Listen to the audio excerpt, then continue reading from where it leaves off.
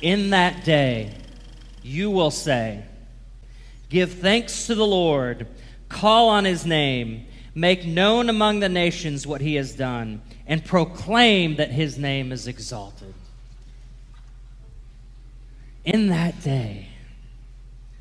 Here Isaiah has led us through a celebration of God's mercy, a celebration of God's salvation, that we can put our trust in him and know that we don't have to fear.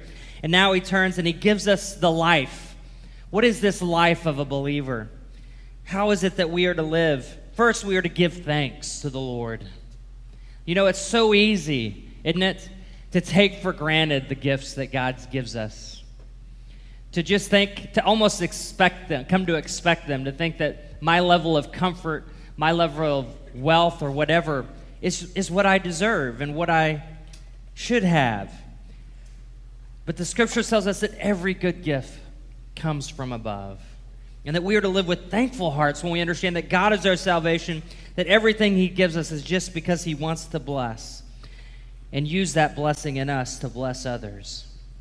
So we are to live thankful lives as believers. The second thing it says here is that we can call on his name. You know, the Hebrews tells us that 24/7, at any time, we can walk into the throne room of grace and lay our requests before him and know that he hears us. What an amazing offer God gives us. In salvation, 24/7 access. Yet how often do I walk through my days and through my journey and I'm completely negligent of that offer? That no matter where I am or what place I'm in, I can pray. I can call out to the Lord and know that because of his salvation, I have free access into, listen to that wording, that throne room of grace. I love that wording in Hebrews. He is a king who sits on a throne, but he dispenses grace to those who will enter and ask it of him. How is your prayer life? Are you calling out to the Lord? Are you taking advantage of his offer to call on his name at any time? And finally, the third aspect, this life of the believer that Isaiah gives us, is make known among the nations, proclaim that his name is exalted. He gives us our calling. Our calling is to go out and to make him known, to proclaim him. Our lips are to go to our friends, to our people, to people who are far from God, our neighbors, our co-workers, whoever, and to proclaim, to know that his name is exalted. He is the Messiah. He is the hope for everyone. You know, pretty soon here in a couple weeks, we're going to be celebrating a great celebration of Easter.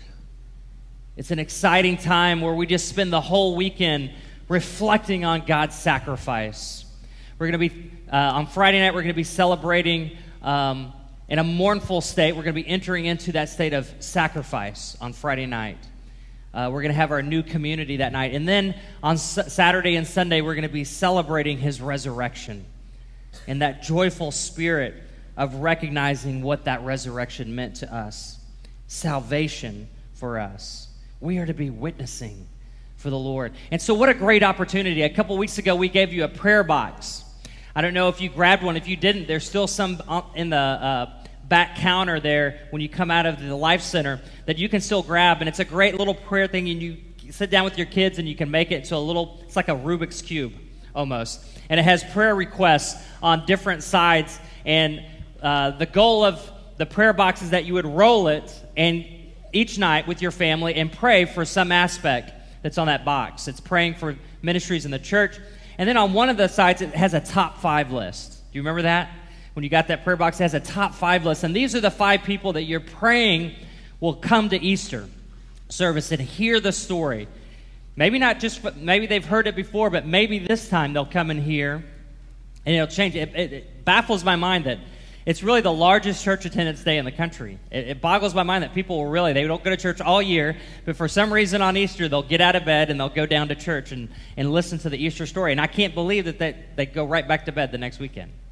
That boggles my mind. But maybe this will be the Easter where they come and they hear about the sacrifice and they hear about the resurrection and they'll finally respond and say, I'll give you my whole life. Are you praying for your top 5?